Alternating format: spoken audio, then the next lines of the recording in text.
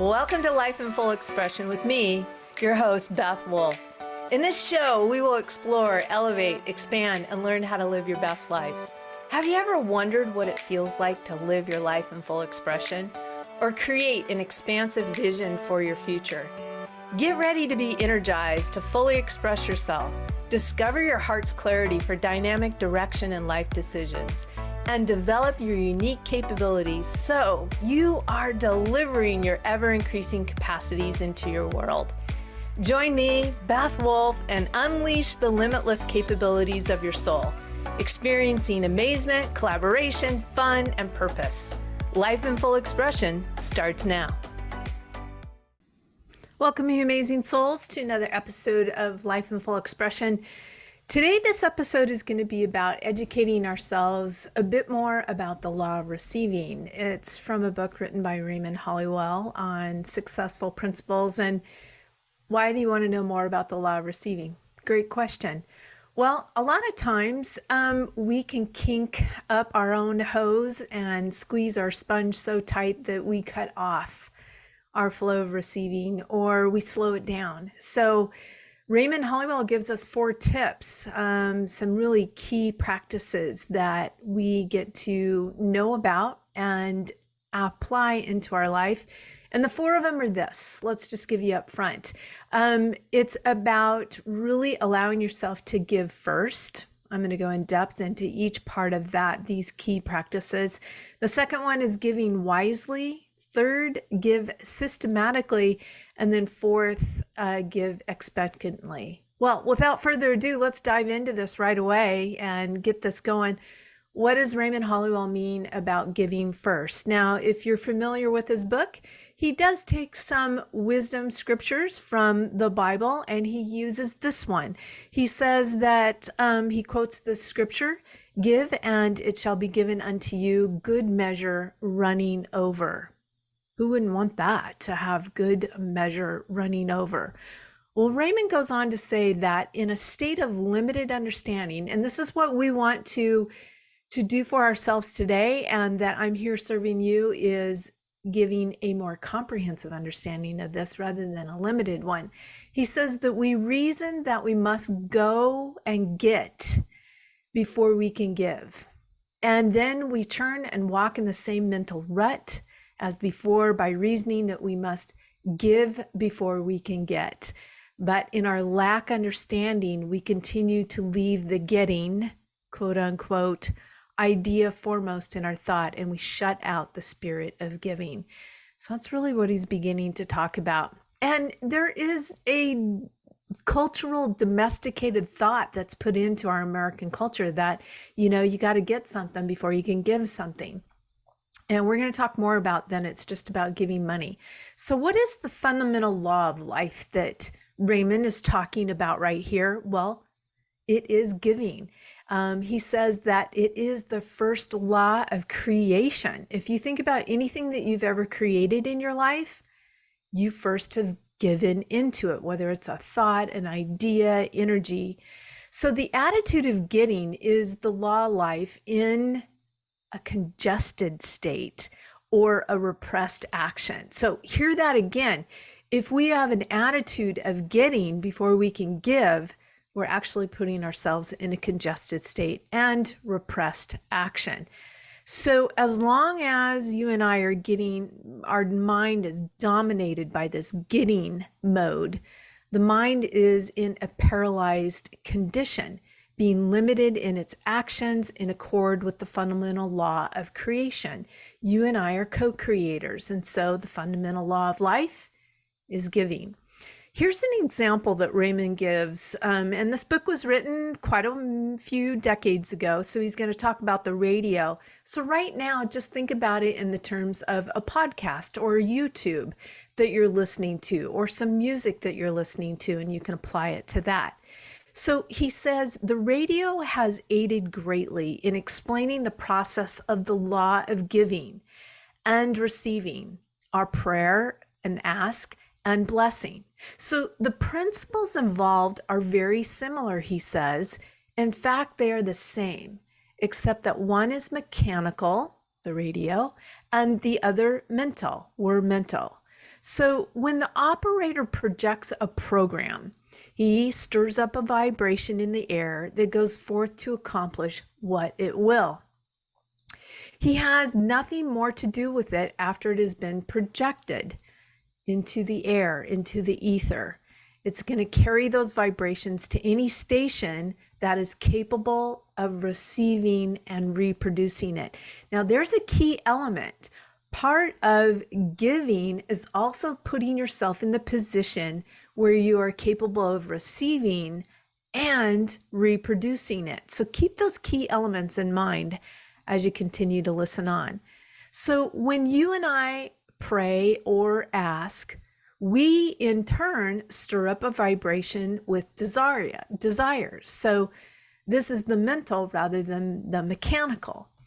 He says that this is received by a force determined according to the power, the purpose, and the sincerity of our ask. And often when we ask, we think that all is necessary is actually to keep praying or to keep asking. But Raymond says that with that kind of result, we never adjust ourselves to become receptive to receiving our answers. And so what happens is we complain when we do not get them promptly. So notice if you are constantly asking and you're sending out this mental vibration. I think of if you hear a kid going, mom, mom, mom, mom, mom, and they keep doing that, they're asking, they're never in the mode to actually hear the answer of, well, what is it that you need? Because it's being broadcasted out. So let's ask this question for ourselves. What might you and I allow in our lives for us to be in receiver mode? And so part of that answer is you've asked, now pause on the asking and put yourself into a receptive mode. So you can see that there's some action for us to take there in being in a receiver mode. And that might be with all our senses. Are we listening? Are we, feeling intuitively? Well, he goes on to say a dreamer or a wisher is one who is continually praying or asking, sending out his or her ideas, the desires, and is so busy dreaming that he or she gets all his or her enjoyment out of his or her dreams. And she doesn't know to realize that to release her dream and allow it to go forth to accomplish what it will in time return to her for good. So after you and I have actually formed a definite, clear outline of our desire, and then we release that thought Godward out into the universe, out into the ethers, just like a radio station, we let it go.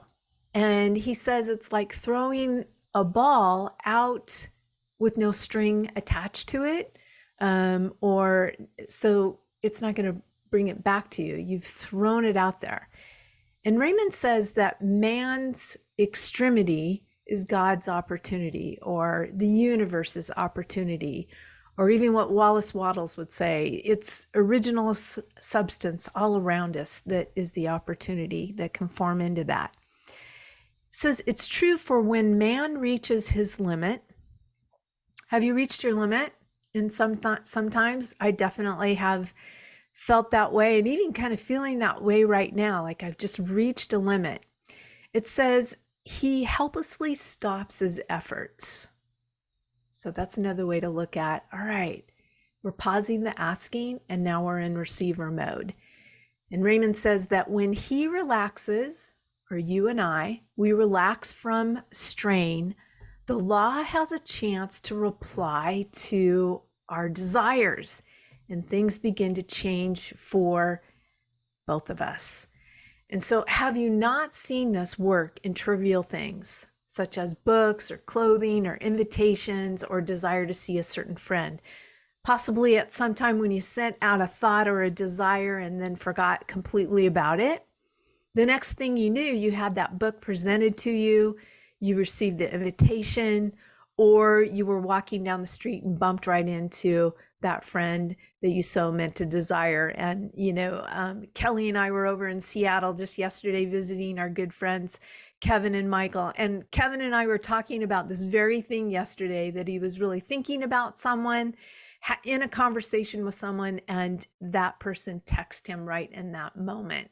It was super cool talking about with them and just seeing this in action. And so Raymond goes on to say, yet someone, when it comes to more important things, okay, it's not just you're thinking about someone and they text you, it's larger things. You and I might fail to release our desires and prayers and asks, and readily, and anxiety and tension hold everything fast. Nothing worthwhile is accomplished. The mind is like a sponge when we get in holding things with anxiety and tension. And so what happens is, just imagine in your mind, you're holding a sponge in your head, in your hand, and you're squeezing it so hard. And imagine that that squeezing is your anxious thoughts.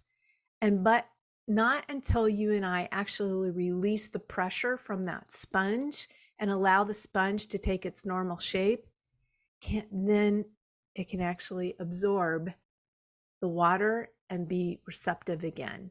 So you can see that worry, doubt, fear, hanging on to things with tension and anxiety, just keep that image in your head. We're squeezing that sponge, and it's not in an absorbent or receptive phase. So here's a question for us to ask ourselves: what might be some ways you and I can release the pressure and allow? And even Kelly and I were talking about that yesterday with my own self, because I feel that I'm experiencing a little bit of that sponge where I'm squeezing it too tight. And she even asked me, she goes, well, what would you share with your coaching clients? And, it's difficult to see outside of your own frame. And the first thing that downloaded to me was, I would probably tell that person to go have some fun.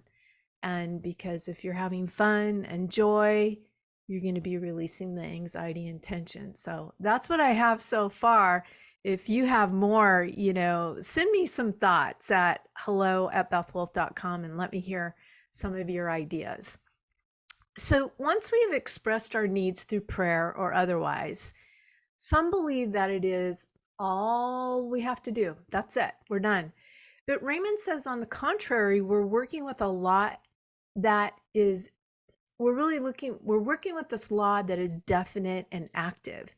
And this is only in the beginning of our work. And so the principle of a life upon which this law is based, clearly written, he uses that scripture again, that give and it shall be given unto you, good measure, pressed down, shaken together, and running over. It's like you can't fit anything else in there.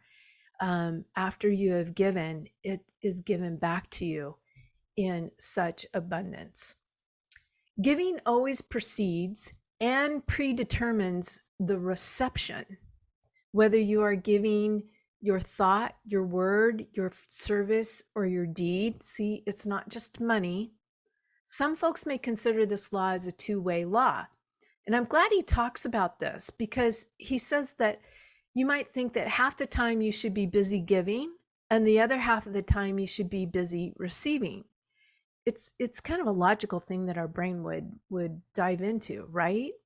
Well, he says it is like the proposition of heat and cold. They are two sides of the same law. That is, if we concentrate upon cold and hope and pray to get heat, well, we are likely to freeze to death, right? We must do what we get to do, and what we must do is give all our thought and effort toward building a fire or seeking that which will create heat or warm or whatever you have asked for. So if you and I concentrate, and I wanted to break down that word concentrate, it means with center. So you're really giving your thoughts into the center of what you have asked for. So if we concentrate upon receiving, like I know I am a sponge and I am absorbing, I am in receiver mode and not giving any thought or idea to desire to build upon, we in that like manner may perish. And so I love the illustration that he gives with that. So he says, the law, it is more blessed to give than to receive. And as you freely give, you freely receive. So unless we are free to extend or give out our desire, our good, the law will not have any pattern to work with. And we're going to get a little bit more into this pattern. But he says they cannot proceed to supply any need without a pattern to work with. That's where this comes down to really science, quantum physics of the universe. It cannot proceed to supply any need without a pattern. Many try to work the law backwards, Raymond says, and for that reason get little or no results. They say to themselves, well, after I get, then I'll give. And Raymond says that if you wish any good thing, you must give first, give some good to build upon it. And Raymond says that when we speak of giving, most people have a tendency to think first of giving their money, right? That might have been even where your thought went when I first started talking about this. And money, an object of human affections, so passionate that men and women might even slay and steal to gain its possession, is by nature, talking about money, is so obedient to our will that we can hold it gently in our hand and fold it fondly in your purse without feeling any resistance from it. So with all the selfish, ideas which man attaches to it, to money, man has not changed its nature or its purpose. What does money get out of constantly giving itself into hands that so eagerly grasp it? And Raymond says nothing beyond the joy of giving itself in the fulfillment of the mission. So man may do some terrible deed to obtain it. He may pay it for something detrimental to his progress. But in all these exchanges, man, not money, loses value. And we are noticing that in our world right now, that there is a lot of corporate greed going on. And it's an exchange, but what is happening is there's a losing of a value there. So just as the sun shines on the just and the unjust alike, so money passes through the deserving and perhaps the undeserving hand to accomplish its work. And its purpose is exchange without discrimination, leaving the latter to the mind that is using it. Money goes merrily on its way, losing nothing in self-value in giving itself. So when we give our best in some useful service, forgetful of self, concentrating on the joy of giving instead of concentrating on the returns, we find that our purpose and the purpose of money have blended and we come together in righteousness and eternal good, that we're giving for the eternal good. So let's go for a short break. That was all about giving first. And when I come back after this break, we're going to talk about giving wisely. And I have learned a lot from this segment from Raymond Hollowell. So let's take a short break. I'll be right back after this message.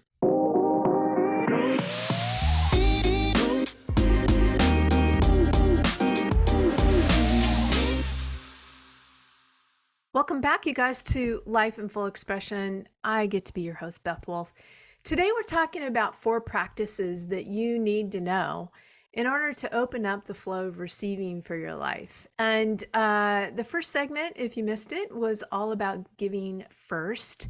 And now we're going to talk about giving wisely and giving systematically. And it's from Truth Principles that were written in a book by Raymond Hollowell. Fantastic, wise things. So, all right, have you thought about this? Is there a right way or a wrong way to give? I definitely have gone through some trial and error in this area. So let's find out a little bit more about giving wisely. Raymond says there is a careless, impulsive giving, and there is a careful, scientific giving. So when we give to a person or a group of persons where we are retarding progress, that's a key point right there. We are wasting our substance. Where we give to one who doesn't put forth the effort to help himself or herself, we need not expect a good return. Nature does not support a parasite or a loafer, but she gives her energy to the ones who are struggling forward. I love that he put that in there, that, they're just not flying forward, but they are struggling forward. They are putting forth effort. You see that they are navigating through life. He goes on to say that she lets the parasite and the loafer see that she will help if they will put forth the effort to help themselves. But with us, if you and I, maybe we support a loafer in what he is in or she is in, and how can we expect any good returns from that?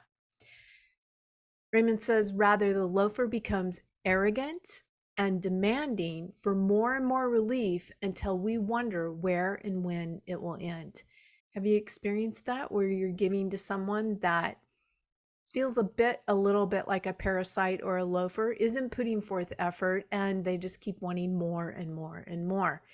Raymond shares an interesting story in this chapter, and here it is. He says, a woman once gave her daughter, when she married, a home fully furnished and set the son-in-law in a good business. The business from year to year was always needing more funds to carry it over, and she continued giving her money to him until it was almost exhausted. And when she had gotten down to a small income and living in one room for herself, she wanted to know why she was not blessed for her generosity. Can you relate to that? Have you experienced this? She gave as she thought best, but paid in losses and bitter words. The son-in-law demanded more help until she had no more to give. Then she was unwelcome in their home and invited to leave. Well, her mistake was this. It was in her judgment. She was as much at fault as the dependent son, for she was part of the cause of his failure. Interesting, huh? Raymond directed her to stay away from the young couple and let them sink or swim by themselves. He was sure they would find themselves. He was very confident of that. Well, she followed his advice, and within a year, the young man had put his business on a paying basis, and for the first time, it was operating at a profit. The home life was restored to a normal state, and all were happier because their efforts were being directed into right channels. And guess what? The young man was proud of his efforts that enabled him to make good on his own merit. And a practical interpretation of the law is, when you see someone making an effort to help themselves, that is the time to assist him or her, but do not give of your substance to the one who will not help themselves or at least try. The latter type will not only misuse your gift, but will abuse you if and when you cease giving. Now, I have certainly experienced that myself as I've given to people, and all of a sudden, you're not seeing them move in any kind of forward momentum or any kind of struggle. And when I stopped, they certainly were not very happy with me. Another example that Raymond gives in here is says, Jesus gave his substance always where it would do the most good. He fed the multitude because they were seeking good, not because they were begging for food. Now, he's talking about when the 5,000 came to listen to him. This is one of the stories in the Bible, one of the allegories there. And they didn't come for food. They came to listen to him. So they weren't begging for that food. It was interesting, that story. You can read more of that in the Bible if you want to. Now, where do we find him giving as much as a thought to anyone except those who desire to improve and grow? So when you're investing your time, energy, and money and ideas, invest it into people that want to improve and want to grow. Jesus cautioned others about unwise giving. He said this, "Do not throw your pearls before swine, lest they trample them under their feet and in turn and rend you." They basically come after you. He meant simply, do not give your substance to anyone who cannot appreciate it or improve with it. It is as foolish as giving a child. And this is, I've seen this happen in our own community. It wasn't necessarily giving it to them, but it would be like giving us a child a loaded gun and expecting him to realize the danger as an adult does. Sooner or later, the child, through lack of appreciation and awareness, will either hurt someone or get hurt, to the sorrow of all concerned. And so he says, you cannot build something on nothing and expect something in return. In our giving, there is no principle of good in some measure, no matter how small, to add to. Then you and I are casting our pearls away. You and I are wasting our substance. Now, next up, Raymond talks about giving systematically. And he does use the terminology of tithing in this chapter. But tithing is really just you and I giving in a systematic way into something that you really hold of great value. It might be giving systematically into nature, the parks, a political candidate. We have a backpack brigade where I live. We have Coffee Oasis where I live that helps youth, have a step up in life. So keep that in mind of being systematic in your giving. So Raymond says that when you and I establish a methodical plan of giving, this creates a steady flow of reciprocal good to be received. When one's method of giving is sporadic or occasional, one's reception of good is irregular and uncertain.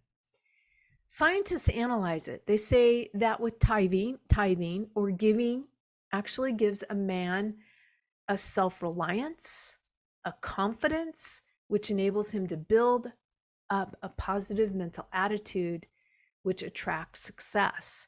Others say that a tither, a giver, already has considerable confidence to take the chance to spend his money, time, ideas, energy in that way. This makes him a positive type and attracts only positive and goodly conditions. Then there are those who take a spiritual view toward tithing and assume that God is their partner, if you want to do that, and they are paying only 1/10 of their receipts as his share. That's another perspective. Then too, some make the mistake in tithing when they give for selfish gain or when they make a bargain of it. And that's something that Raymond talks about in this book, that this is really about the spirit of giving. So he spends a little time in the chapter talking about this. He says, remember, it is not the money you give. It is the idea back of the giving that is so vital. If you give money and the idea is wholly just a bargaining, your mind is not free. Therefore, your results cannot be free and full of flowing. Divine, no matter what you may think about it, if one thinks at all, has the tendency to bring man into line with the law of giving in his results, will be in proportion to the honesty, integrity, sincerity, and the spirit of his or her gift. Raymond mentions a story about where Jesus praised and blessed the widow who gave her all, her mind, into the church coffers, but criticized the rich man offering his bags of gold. So here it is a little bit. Why do you suppose he took exception in this case to praise the lowly gift of the widow? He knew the law of giving was in action.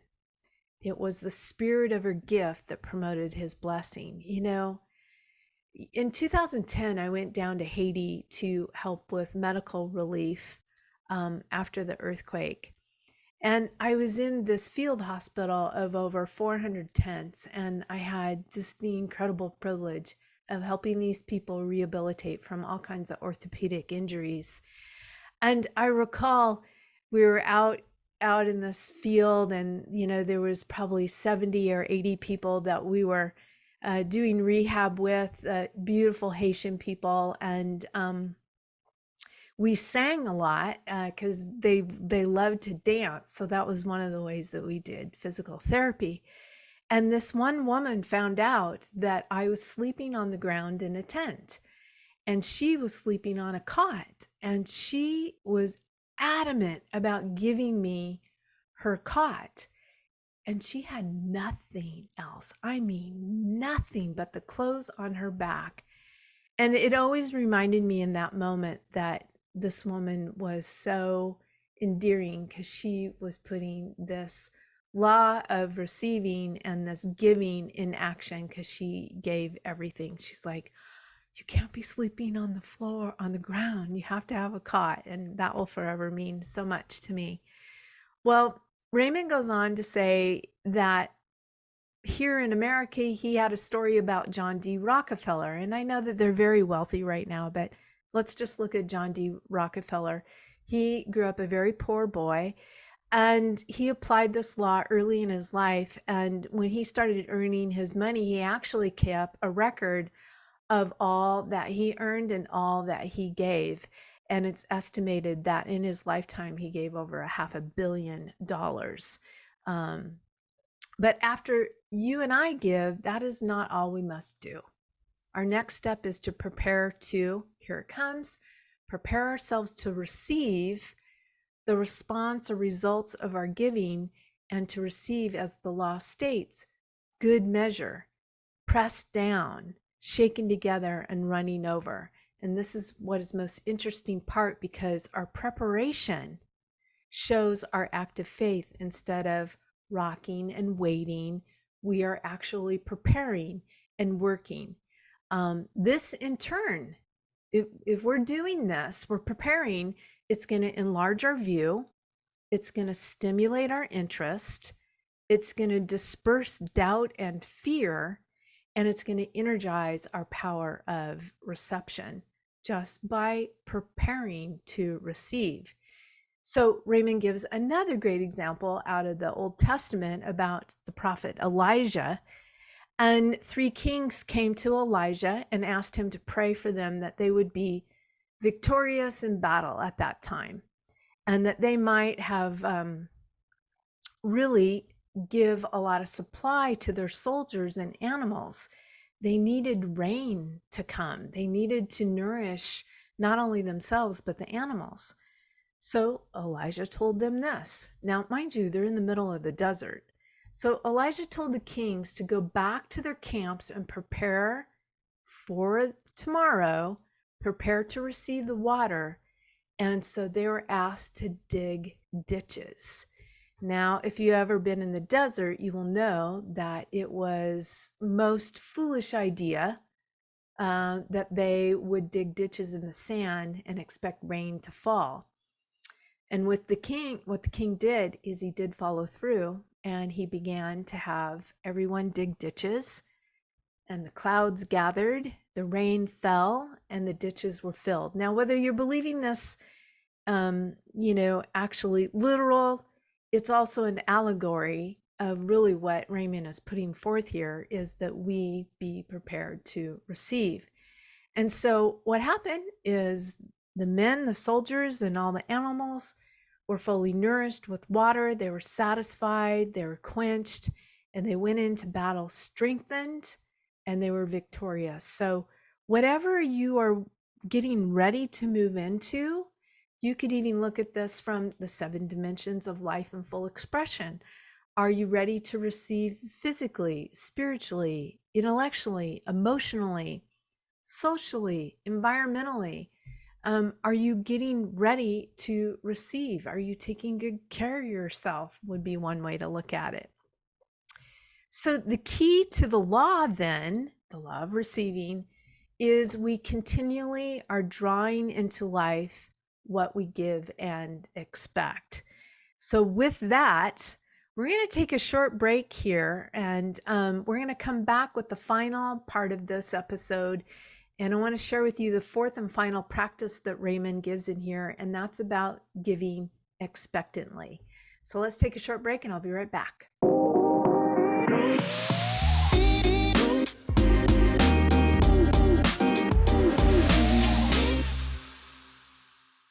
Well, welcome back. And as we're diving into the last of these four practices that you and I get to know in order to really open up the law of receiving. So here we go with the last one.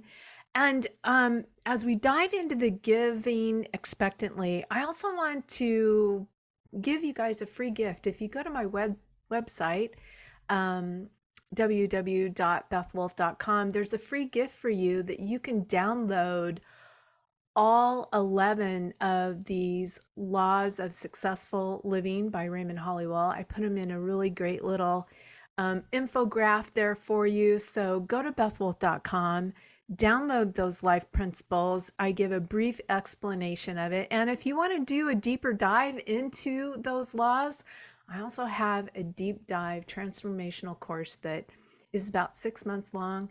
Go ahead and schedule a discovery session with me, and we can see if that would really serve you. It's one of my favorite things to take people through, of learning truth principles that can transform their lives. So without further ado, let's get into this give expectantly. And Raymond says that the key to the law then is, the law of receiving, is we are continually drawing into life what we give and expect. Now, whether we attract good or bad, it is governed by the same principle. You've probably made the remark, oh yes, it's just as I expected. And especially when some unpleasant condition or circumstance has shown up in your life, you've probably said that, oh yeah, I expected that to happen. Well, Raymond says that you and I have invited the condition just because you and I gave out the thought of expecting it. And you can also expect good to appear on the same principle. You can help it come to pass by the method of, guess what? Your preparation. So many failures in demonstrations is just another word that Raymond says that results are showing up, are because we do not force our expectations to keep a pace with our desires. Now I'm still working on this in my own life. So don't think that I'm an absolute master in it just because I'm a master life coach. I actually practice these principles as my life evolves at the next level, next level, next level. So Raymond goes on to say that very often we desire one thing and expect in our hearts another, which creates confusion. So Jesus, the master, said, a house divided against itself cannot stand. So he's obviously talking about you've got one thought, but you expect another thing, and that is a house divided.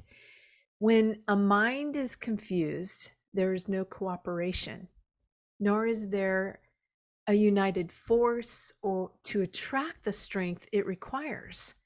Positive mental radiations will drive away all clouds of doubt and fear with confident expectation that all things will work out all right. Now, it might be on a different time frame than you would like, but what Raymond is saying is for us to hold fast to that confident expectation that all things will work all right.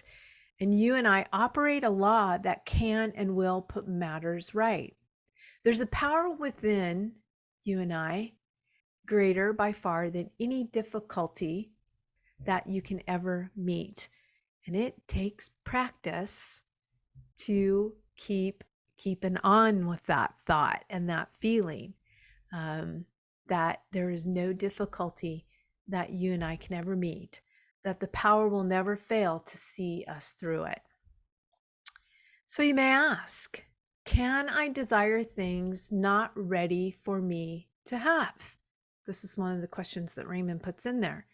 He also says, Can I ask too much of the law of receiving? Does the law withhold things from me which are not for my good?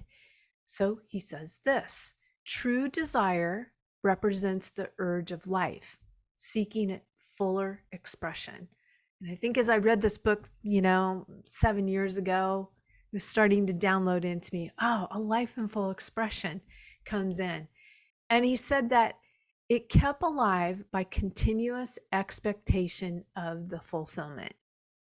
It brings to us ways and means for its manifestation. And the principle explains this. And I just kind of put them in dotted notes on my script here. It explains no desire is felt until the supply is ready to appear. No mind can be conscious of the need or of a desire unless the possibility of its fulfillment exists.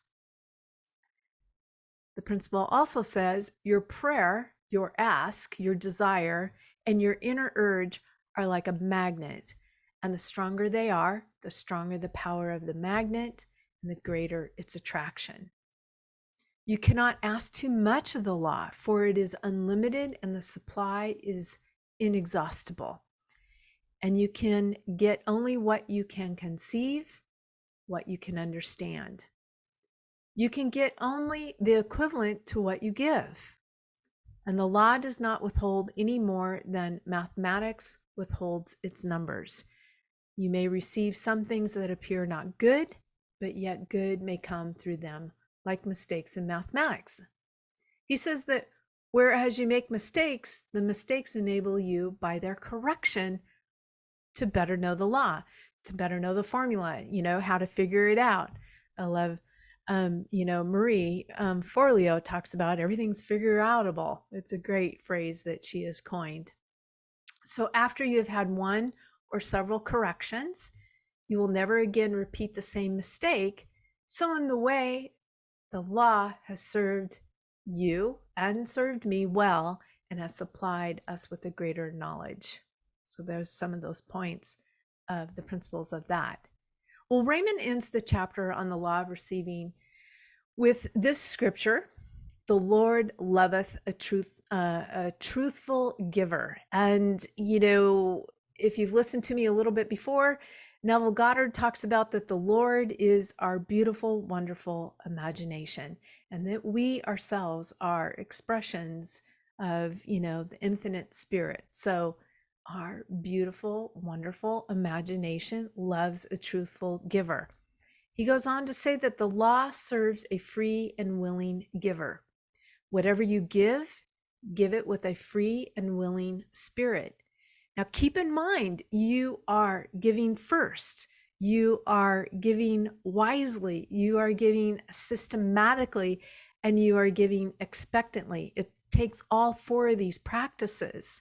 So you're giving where the person is actually in concert and contribution with your gift that you're giving. And in that, give it out with no obligation or dictations attached. Then it will come back to you unburdened with obligations or restrictions of any form. So you just picture that you're giving perhaps to someone that is struggling forward, and that you may not receive it back from them, but you may receive it from some other source because you gave it into the universe and the universe brings that back to you. I think that's a good thing, because sometimes we think if we give it to someone that we expect the reciprocal from them. But Raymond's explaining this a little bit different. It really does create a freedom for you to not have an expectation on that person to give back exactly what you've been given, what you gave to them. So he goes on to say, he who gives much receives much, period. To give your best is to receive the best in ratio to the degree of your giving. The reason why so many people receive little is because they give out so little. They're poverty stricken because they refuse to give. Whatever the nature of your possessions, give and give abundantly. You are to give of your life, interest, energy, thought, ability, love, appreciation, whatever may be helpful. And in giving your life, thought, and love, in doing gladly and well, whatever you may be called upon to do, you express your best. And the more you give, the more you receive. And this doesn't mean that you are to give to the selfish and thoughtless. He circles this back for us, but to so order that your life is to make a full and proper use of your energies, faculties, and talents in useful giving. So if today your abilities might be small and your power you may feel insignificant, Raymond is suggesting to us, begin now to make a more thorough use of them, and they will grow. And Raymond uses another example, recalling the story of the master and his servants to whom he gave each a talent. And some he gave 2 talents, and others he gave 3 and even more talents, and from whom he expected a harvest according to their respective endowments. So that goes back to being give wisely. Well, the story goes on. There was greater joy in heaven over him who had put 1 talent and used it well than over him who had many talents but failed to employ them in any kind of useful service. Have you seen that before? People that are very talented or have multiple talents and they don't even use them. That's what is being talked about here.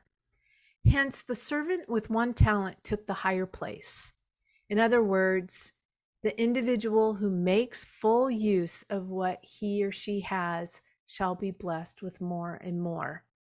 For, again, he uses this wise scripture, in what measure we met, it shall be measured unto thee again. That is the law of increase. That is the secret of the law of receiving. I'll say that again. The path of increase. That is the secret of the law of receiving. So whatever you desire in the way of health, success, happiness, riches, or power, just encouraging you to start toward it. Start it on its way by these things that I've given you today. The law does work. And remember, Raymond talked about that it is a scientific law, and the results are assured because a natural principle is involved. And you may proceed without doubt, fear, to desire and to expect all the good you can realize, use, and enjoy. When the mind of man, the mind of us, becomes unselfish to the point of yielding to the law, man has been born anew. For his attitude toward the law, himself, herself, and our fellow men and mankind has changed, and our affairs take on the character of a newness of thought. So I invite you to practice these keys to the law of receiving, that you are giving first. And that is also, I want to put in there, that giving health to yourself first, because if you're giving in your physical dimension, your intellectual and your emotional dimension, that giving first can be taking really good care of yourself, because then you have more that you can give out to the people because you are taking such good care of yourself. Again, I want to remind you, you can go to my website, bethwolfe.com, receive a free gift from me. Just go ahead. It downloads right to you. It's free, of the 11 success principles that Raymond Hollowell talks about in his book. And again, I invite us in this life in full expression to be asking powerful questions, because they will bring powerful answers. All right, have a great week, you guys. I hope you've enjoyed this episode and begin to practice these keys. I'll see you next time on Life in Full Expression. Thanks for tuning in to Life in Full Expression with me, Beth Wolfe. Tune in each Monday at noon Pacific Time, 3 p.m. Eastern on TransformationTalkRadio.com. Be your most elevated self and pursue a path of fulfillment, clarity, expansion, fun, and live in your best life. If you would like to discover the 7 dimensions of your life blueprint of expression, to fully express yourself, reveal your heart's clarity for dynamic direction, and activate your unique capability, visit BethWolfe.com. That's Beth, WOLFE.com.